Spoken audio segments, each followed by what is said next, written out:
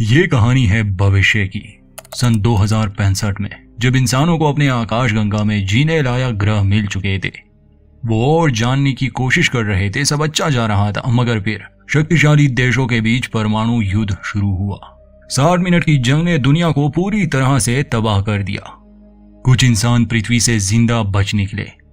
Pegasus नामी ये अंतरिक्ष यान बचे कुछ इंसानों का आखिरी घर था, और अब वो सितारों में एक नए जीने लायक ग्रह की तलाश में निकले हैं। बस यही लोग मानव जाति को बचा सकते थे, मगर ये सफर बहुत लंबा था और वो अकेले नहीं थे। दोस्तों, द लास्ट स्काउट नाम की ये साइंस फिक्शन फिल्म साल 2017 में आई। ये एक लो बजट की फिल्म है, तो इसके विजुअल्स पर ज्यादा ध्यान ना दे। कहानी बोर करने वाली नहीं है। साइंस फिक्शन कहानियां पसंद करने वालों के लिए ये अच्छी है। फिल्म की कहानी शुरू होती है पृथ्वी के तबाह होने के 7 साल बाद। पेगासस नामी ये अंतरिक्ष यान पिछले 7 साल से सफर कर रहे हैं, क्योंकि अभी तक इन्हें कोई ग्रह नहीं मिला था। पृथ्वी पर सिर्फ इनके पास जानकारी थी। ये खुद कभी उन ग्रहों पर नहीं गए थे। इस यान पर 8 इंसान थे। जॉन जो कि कैप्टन है, पीट इंजीनियर है, माइक और जेन पायलट है। इनके अलावा एडवर्ड, गैरी, एक नर्स हेली और एक छोटी बच्ची जो किसी तरह उस परमाणु युद्ध से बच गई थी, अब इनके साथ है। इसी जहाज की तरह और जहाज भी जीने लायक ग्रहों की तलाश में निकल चुके हैं, और हर जहाज पर 7 से 10 के करीब इंसान मौजूद है। जिसे भी कोई ग्रह मिला वो बाकी सबको संदेश भेज देंगे। ये अंतरिक्ष यान काफी आधुनिक थे। एक इसमें पानी रिसाइकल करने की टेक्नोलॉजी थी, और दूसरा ये अपना खाना भी उगा सकते थे, मगर ऑक्सीजन की कमी आ सकती थी। और ये शिप एंटी मैटर से चलता था, मतलब कि इनका ईंधन भी खत्म हो सकता था। मगर इन्हें ज्यादा फिक्र नहीं थी, क्योंकि जल्दी ये किसी ग्रह पर पहुंच जाएंगे। शुरुआत में हम देखते हैं कि माइक जहाज के एक हिस्से को ठीक कर रहा था। तब एडवर्ड उसे जरूरी इंस्ट्रक्शंस देता है। इस बीच सर्कल में एक छोटा सा धमाका हुआ, मगर माइक सब संभाल लेता है और फिर वो अंदर आया। अंदर पीट लीला यानी उस छोटी बच्ची को नए ग्रह के बारे में बता रहा था। पीट ने उसे पृथ्वी के बारे में काफी कुछ बताया था, क्योंकि इस बच्ची ने पृथ्वी नहीं देखी। तो वो पूछती है कि जहां हम जा रहे हैं क्या वहां भी समंदर होगा। पीट उसे झूठ नहीं बोलना चाहता था, इसलिए कहता है कि मुझे नहीं लगता वहां समंदर होगा, बल्कि हमें तो ये भी नहीं पता कि वो जगह जीने लायक होगी भी या नहीं। बाकी सब खुद को झूठी उम्मीदें दे रहे हैं, मगर मैं तुमसे कभी झूठ नहीं बोलूंगा बेटा। लीला दरअसल हैरी की बहन की बेटी है। उसकी बहन युद्ध में मारी गई, और अब लीला की जिम्मेदारी उस पर है। इसके बाद हम गैरी को देखते हैं, जो मेडिकल रूम में जाकर एक दवा चुराता है। दरअसल उसे कोई बीमारी है जिसकी तकलीफ उससे बर्दाश्त नहीं होती, और अक्सर दर्द कम करने के लिए वो एक्स्ट्रा डोज लेता है, लेकिन उसने सबसे ये बात छुपा रखी है। खैर, आज माइक का बर्थडे था और जैन ने उसके लिए केक बनाया था, जिसे देखकर माइक को काफी खुशी हुई। असल में जैन और माइक एक दूसरे को पसंद करते थे। दोनों की बातें ही हो रही थी कि तभी उन्हें एक दूसरे यान से संदेश मिला। वो भी इन्हीं में से एक था। इस संदेश को सिर्फ कैप्टन ही पढ़ सकते थे। वहीं कैप्टन जहाज की स्थिति को लेकर पीट से बात कर रहा था। एडवर्ड पीट पर गुस्सा था, क्योंकि वो इंजन को ठीक करने में कुछ ज्यादा ही टाइम ले रहा था, जिस वजह से उनकी ऑक्सीजन ज्यादा इस्तेमाल हो रही थी। इस बात से कैप्टन भी सहमत थे। एडवर्ड के जाने के बाद पीट कैप्टन को बताता है कि इंजन अपनी क्षमता से दुगना काम कर रहा है। एंटीमैटर की मात्रा भी बहुत कम है। अगर वो अपने मिशन में सफल नहीं रहे, यानी वो उस ग्रह जिसकी ओर ये जा रहे हैं वो जीने लायक ना हुआ, तो पृथ्वी पर वापस लौटने के लिए इनके पास कोई ईंधन नहीं बचेगा, क्योंकि पिछले 7 साल से ये अंतरिक्ष में सफर कर रहे हैं। हालांकि ये जहाज इतने लंबे सफर के लिए नहीं बनाए गए थे, मगर इनकी खुशकिस्मती थी कि अभी तक ये टिका है। ये जानकर कैप्टन को चिंता जरूर थी, मगर वो बाकी सबको परेशान नहीं करना चाहता था, इसलिए ये राज पीट और उसके बीच ही रहा। इस शिप पर एक एडवांस एआई सिस्टम भी था, जो जॉन को बताता है कि यूटा से उसे एक संदेश मिला है, जिसे सिर्फ कैप्टन ही देख सकते हैं। ये संदेश उनकी पत्नी की तरफ से था, जो दरअसल यूटा नामी स्काउट शिप पर थी। वो जिस ग्रह की तरफ जा रहे थे, उन्हें मालूम हुआ कि वो ग्रह जीने के लिए सही नहीं। उन्होंने अपना ईंधन खत्म कर दिया था, इसलिए वो वहीं पर रुक गए, और अब वो इस इंतजार में थे कि कोई दूसरा स्काउट शिप कोई ग्रह ढूंढ ले, ताकि बचे हुए इंसान वहां जा सके। लेकिन अब तक इन्हें कोई भी ऐसा ग्रह नहीं मिला था। जॉन की पत्नी कहती है कि तुम्हें यह मिशन पूरा करना ही होगा, तुम मानवता की आखिरी उम्मीद हो। हम देखते हैं कि सभी जहाज पर खाना खा रहे थे। माइक एडवर्ड से खाने को लेकर बहस कर रहा था। तब कैप्टन उसे बैठने को कहते हैं। वो बताते हैं कि मुरम्मत के काम के लिए उन्हें इंजन बंद करना होगा, बाकी सब ठीक है। लेकिन गैरी यूटा से भेजे गए संदेश के बारे में पूछता है तो जॉन बताता है कि वो जहाज एक ग्रह की तरफ निकला था। उन्हें उस ग्रह पर जीवन नहीं मिला, इसलिए वो इंतजार कर रहे हैं। यह अच्छी खबर नहीं है, लेकिन हमें अभी भी अपना मिशन पूरा करना होगा। इस पर एडवर्ड कहता है कि 7 साल बर्बाद हो गए, अब वापस लौटने में जिंदगी के 14 साल लग जाएंगे। काश मैं किसी ऐसे जहाज पर गया होता जो 1 साल के सफर पर निकले थे। कैप्टन कहते हैं कि जब तक हमारे पास एक भी मिशन है हमारे पास उम्मीद है। और वैसे भी हाल ही में जो स्कैन हमें मिले उससे ये पता चला कि जिस ग्रह पर हम जाने वाले हैं वहाँ जीवन की संभावना है। कहने के बाद हम देखते हैं कि गैरी फिर से हैरी के लॉकर से वो दवा चुराता है क्योंकि उसे बहुत तकलीफ हो रही थी। लीला हैरी से अपने माता पिता के बारे में पूछती है कि वो हमारे साथ क्यों नहीं है, क्या उन्होंने मुझे छोड़ दिया। तो हैरी उसे समझाती है कि नहीं, उन्होंने तुम्हें नहीं छोड़ा, बल्कि उन्होंने तो तुम्हारी जान बचाई। कल इन सब के लिए बड़ा दिन था क्योंकि वो लोग अपने मिशन के बहुत करीब आ गए थे। कैप्टन बताते हैं कि कल वो लोग उस ग्रह पर अपना एक प्रोब भेजेंगे। अगर उसके रिजल्ट नेगेटिव आए तो हम आगे बढ़ेंगे, यानी सब खत्म। लेकिन फिलहाल हमें अलर्ट रहना होगा क्योंकि हम बस पहुंचने ही वाले हैं। जिसके बाद सभी अपने अपने काम पर लग गए। हैली जब गैरी का चेकअप कर रही थी तो उसे पता चला कि गैरी दवा चुरा रहा है। हैली उसे कहती है कि इस दवा का ज्यादा इस्तेमाल उसके लिए जानलेवा हो सकता है, जिस पर गैरी कहता है कि मैं वैसे भी मरने वाला हूँ, इस बात से अब फर्क नहीं पड़ता। वहीं दूसरी तरफ माइक और एडवर्ड के बीच झगड़ा हो गया। एडवर्ड ने पी रखी थी, अब पता नहीं उसे इस शिप पर शराब कहाँ से मिली। खैर माइक उस पर गुस्सा करता है, कहता है कि तुम खुद निराश हो, तुम्हें कोई उम्मीद नजर नहीं आ रही, इसका मतलब ये नहीं कि तुम हमारी भी उम्मीद खत्म कर दो। तो एडवर्ड गुस्से में कहता है कि इस जहाज पर सबसे जरूरी इंसान मैं हूँ, मैं इकलौता हूँ जो भेजे गए प्रोब के संदेश को पढ़ सकता है। मुझे मार दिया तो कभी जान नहीं पाओगे वो ग्रह कैसा है। वो बहस ही कर रहे थे कि तभी कंप्यूटर कोड ऑरेंज की वार्निंग देता है। मार्क जल्दी से कैप्टन को जगाता है क्योंकि उस ग्रह के ऑर्बिट में एक दूसरा जहाज दिखा था।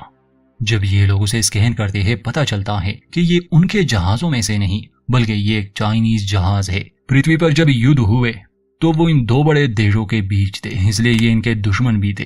अब हैरानी की बात ये थी कि वो शिप एक जगह रुकी थी, ना वहां से कोई सिग्नल आ रहा था, ना ये लोग वहां सिग्नल भेज सकते थे।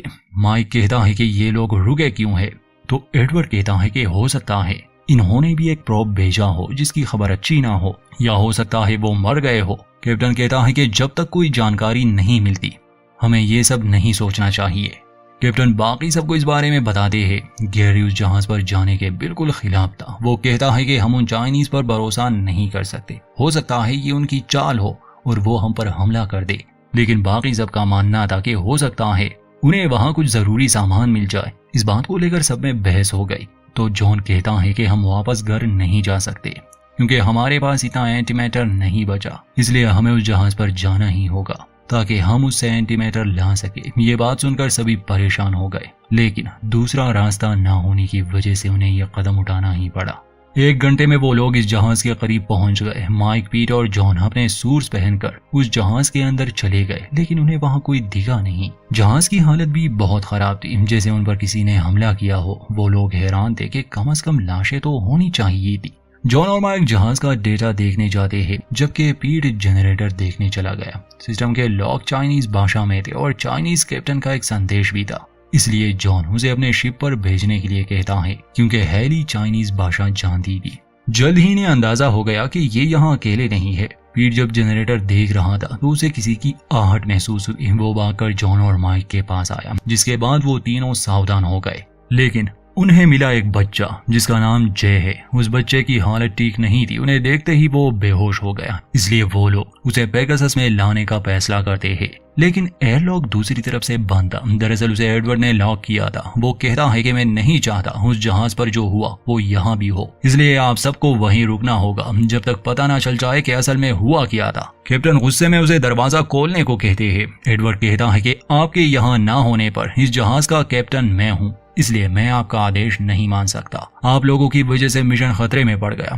तब हैली उसे किसी चीज से मारकर बेहोश कर देती है। कैप्टन बच्चे को लेकर जहाज पर वापस आ गए। गैरी भी इस बात से खुश नहीं था कि वो एक चाइनीज बच्चे को यहाँ ले आए। वो कहता है कि ये हमारे दुश्मनों का बच्चा है। पीट अभी भी उस चाइनीज जहाज पर था। नजर में उसे कुछ जरूरी सामान चाहिए था। माइक तो पहले ही निकल गया, मगर जब पीट वापस लौट रहा था तो ब्रिज उड़ जाता है और पीट वहीं फंस गया।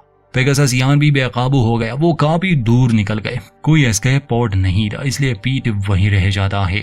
सभी उसके लिए दुखी थे क्योंकि पिछले 7 साल से वही पेगासस की मुरम्मत कर रहा था। उसकी बदौलत वो जिंदा थे। अपने आखिरी समय में पीट ने उन्हें कुछ जरूरी जानकारी दी जिससे अगर वो ग्रह जीने लायक है तो वो कैसे सुरक्षित लैंड कर सकते हैं। उस चाइनीज जहाज में धमाके की वजह से पीट की मौत हो गई। गैरी कहता है कि मैंने तुम्हें कहा था कि चाइनीज लोगों के चक्कर में मत पड़ना, लेकिन तुम्हारी वजह से हमने उस इकलौते इंसान को खो दिया जो जहाज को चला सकता था और अब हम कंप्यूटर्स के सहारे हैं। अगले सीन में हम देखते हैं कि जे को होश आ गया था, लेकिन वो काफी डरा हुआ था। हाथ में सीजर लिए वो किसी को अपने करीब आने नहीं दे रहा था, मगर हेली जो कि डॉक्टर थी और उसे चाइनीज भाषा भी आती थी, वो उस बच्चे को शांत करती है, उसे गले से लगाती है।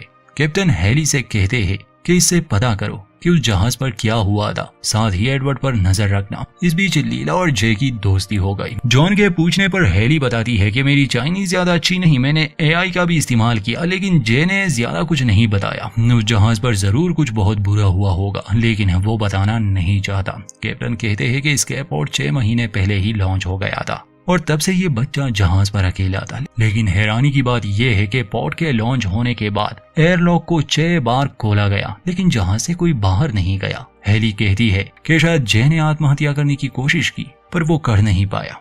खैर फिलहाल प्रॉप तैयार था, इसलिए कैप्टन नए ग्रह पर प्रॉप भेजने का आदेश देते हैं। थोड़ी देर बाद एडवर्ड कैप्टन को बताते हैं कि उन्हें एक चाइनीज प्रॉप भी मिला है जिसे स्केप पोर्ट से कुछ घंटे पहले लॉन्च किया गया था, और उसकी जानकारी से उन्हें पता चला है कि इस सोलर सिस्टम में एक नहीं बल्कि 2 ग्रह है, किसी एक पर तो जीवन होगा ही। प्रॉप ने चाइनीज जहाज को कुछ सिग्नल्स भेजे थे, लेकिन वो सिग्नल जहाज तक पहुंचा ही नहीं। जब हमारा प्रॉप उसके करीब पहुंचेगा तो हमें वो सिग्नल्स मिल सकते हैं। फिलहाल वो दूसरा ग्रह सूरज की ओर है। कुछ ही दिनों में ये लोग उस ग्रह तक भी पहुंच जाएंगे, लेकिन फिलहाल उन्हें इंतजार करना था। किसी को भी नींद नहीं आती, क्योंकि अगर इन 2 ग्रहों में कोई एक भी जीने लायक नहीं हुआ तो ये लोग यहीं पर मर जाएंगे। हम देखते हैं कि एडवर्ड माइक के पास आया। दोनों फिल्म देखने बैठ गए, मगर एडवर्ड की आंख लग गई। जागने पर वो देखता है कि किसी ने माइक का गला काटकर उसे मार दिया। ये सब देखकर वो चिल्लाने लगा। जेन और कैप्टन भागकर वहां आते हैं। कैप्टन को एडवर्ड पर शक था, लेकिन एडवर्ड साफ साफ कह देता है कि मैंने ये नहीं किया। तभी शिप में अलार्म बजने लगा। एआई बताता है कि इंजीनियरिंग रूम में किसी ने छेड़छाड़ की है, इसलिए सभी वहां देखने जाते हैं। जबकि जेन सदमे में थी। जब वो लोग इंजीनियरिंग रूम में पहुंचे तो जे वहां मौजूद था। हेली उससे पूछती है कि उसने माइक के साथ क्या किया, तो जे कहता है कि उसने कुछ नहीं किया। इस पर गैरी गुस्सा होकर कहता है कि ये तो ऐसा ही कहेगा, ये हमारा दुश्मन है और ये किसी की भी जान ले सकता है। कैप्टन जे पर नजर रखने को कहता है। अगले दिन जब कैप्टन रिपोर्ट्स देख रहे थे तो तभी एक चाइनीज आदमी ने उन पर हमला कर दिया, जो उसी दूसरे जहाज से चुपकर यहाँ आ गया था। वो आदमी कैप्टन को मारने की कोशिश करता है, लेकिन तभी जेन वहां आकर उस आदमी को शूट कर देती है, जिससे कैप्टन की जान बच गई। अब कैप्टन जे को उस कमरे में बुलाती है जहां उस आदमी की लाश थी। तब गैरी उससे चाइनीज भाषा में बात करता है, जिस पर हेली और कैप्टन हैरान थे, क्योंकि उसने इस बारे में पहले नहीं बताया कि वो चाइनीज भाषा जानता है।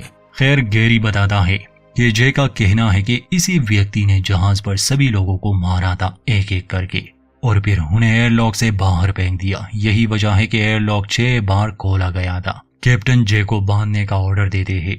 बाद में एडवर्ड बताता है कि उन्हें प्रॉप से कुछ डेटा मिला है, लेकिन वो काफी नहीं, इसलिए ये बताना मुश्किल है कि कौन सा ग्रह जीने लायक है और कौन सा नहीं। इसलिए हमें खुद ही लैंड करना होगा। सभी का कहना था कि उन्हें दूसरे प्रॉप के आने का इंतजार करना चाहिए, जो कि दूसरे ग्रह पर भेजा गया था। लेकिन कैप्टन कहते हैं कि हमारे पास इतना समय नहीं। 2 ऑक्सीजन टैंक खराब हो चुके हैं, अब ज्यादा ऑक्सीजन बची भी नहीं, इसलिए ना चाहते हुए भी सबको कैप्टन के प्लान के मुताबिक ही चलना होगा। अब ये लोग जहाज लेकर उस ग्रह की तरफ बढ़ने लगे। कंप्यूटर से इन्हें वार्निंग मिल रही थी कि लैंडिंग में दिक्कत हो सकती है, लेकिन जैन किसी तरह जहाज को लैंड करवा देती है। जैन और एडवर्ड सूट पहनकर बाहर निकलते हैं, लेकिन इस ग्रह का वातावरण इंसानों के रहने लायक नहीं था, जिससे वो सभी निराश हो जाते हैं। लेकिन जॉन उन्हें यकीन दिलाता है कि वो ताज़ा हवा में सांस जरूर लेंगे। अब उन्हें उस दूसरे प्रॉप का इंतजार करना होगा। ये जहाज को दोबारा से स्पेस में ले आते हैं। हालांकि टेक ऑफ के लिए ऊर्जा बहुत कम बची थी, मगर यहाँ मरने से तो अच्छा था। और जहाज में एक नाइट्रोजन पाइप भी टूट गया था, जिसे ठीक करने के लिए एडवर्ड गैरी के कमरे से कुछ सामान लेने जाता है। वहां उसे एक ब्लेड मिला जिस पर खून लगा था। ये देखकर एडवर्ड समझ गया कि माइक को उस चाइनीज ने नहीं बल्कि गैरी ने मारा था। लेकिन पहले वो जल्दी से पाइप को जोड़ने चला गया, और इसके बाद वो किसी को कुछ बता पाए गैरी उसे भी मार देता है। फिर वो जॉन के पास आकर उसे बताता है कि जे ने एडवर्ड को मार दिया। जॉन अपनी बंदूक लेकर जे के पास जाता है, लेकिन जे तो अभी भी बंधा हुआ था। जॉन समझ गया कि कुछ गड़बड़ है। वापस आने पर कैप्टन देखते हैं कि गैरी ने हेली के गले पर ब्लेड रखा था। गैरी कहता है कि मैंने आपसे कहा था कि उन चाइनीज लोगों पर विश्वास मत करो, लेकिन तुमने मेरी बात नहीं मानी। जहाज का एंटीमीटर 2% से भी नीचे आ गया है। इसलिए हेली कैप्टन से कहती है कि आप मेरी चिंता मत करें, बच्चों को बचाएं। कैप्टन भागकर बच्चों को पोर्ट में बिठाकर उस दूसरे ग्रह की तरफ भेज देता है। वहीं दूसरी तरफ जेन और गैरी में हाथापाई हुई। गैरी उसका भी गला काटकर उसे मार देता है। पोर्ट लॉन्च होने पर गैरी को लगा कि शायद कैप्टन पोर्ट लेकर भाग गए। गैरी उस चाइनीज कैप्टन का आखिरी संदेश लगाता है और उसे बताता है कि वो आदमी क्या कह रहा है। वो कहता है कि उनकी भी ऊर्जा खत्म हो चुकी है, ना वो लैंड कर सकते हैं ना ही टेक ऑफ। इसलिए कैप्टन एक स्केप पोर्ट लेकर उस प्रॉप के पीछे गए ताकि वो प्रॉप को ठीक करके बाकियों को ये सिग्नल भेज सके कि ग्रह जीने लायक है या नहीं। लेकिन जैसे ही कैप्टन वहां से निकले, उनका एक साथी पागल हो गया और उन्होंने सभी को मार दिया सिवाय उस छोटे बच्चे के, जो उस जहाज में छुपा रहा जब तक हम वहां नहीं गए। तभी कंप्यूटर बताता है कि उन्हें चाइनीज प्रॉप से संदेश मिलना शुरू हो गए हैं। अब कैप्टन वहीं मौजूद थे। गैरी और जॉन के बीच लड़ाई हुई, जिसमें कैप्टन ने गैरी को गोली मार दी, जिस वजह से जहाज में एक छेद हो गया और अब तेजी से जहाज का प्रेशर भी कम हो रहा था। साथ ही हम देखते हैं कि जिस प्रॉप में कैप्टन ने बच्चों को भेजा था, वो प्रॉप सफलता से लैंड कर चुका है। जब बच्चे बाहर आए तो देखा कि वो ग्रह काफी हरा भरा है, बिल्कुल पृथ्वी जैसा। वहीं वो चाइनीज कैप्टन भी था जो बच गया। जे उसकी तरफ भागता है क्योंकि ये उसके पिता थे। ये लोग एक दूसरे को देखकर बहुत खुश थे। वहीं पेगासस में कैप्टन और हेली को एक मुश्किल फैसला लेना था। उनके पास ज्यादा ईंधन नहीं बचा था। या तो वो उस ग्रह पर लैंड कर सकते थे या एक प्रॉप को बाकी स्काउट जहाजों की तरफ भेज सकते थे, जिसमें मानव जाति को एक नया ग्रह मिल जाएगा। और वो दोनों प्रॉप भेजने का फैसला करते हैं, यानी अपनी बलि देकर। और इसी के साथ पेगासस जहाज उस ग्रह पर गिरने लगा। यहीं पर फिल्म का अंत होता है। तो दोस्तों, ये थी इस फिल्म की एक्सप्लेनेशन। उम्मीद करते हैं ये आपको पसंद आई होगी। वीडियो अच्छी लगे तो लाइक करें और चैनल को सब्सक्राइब करना ना भूलें।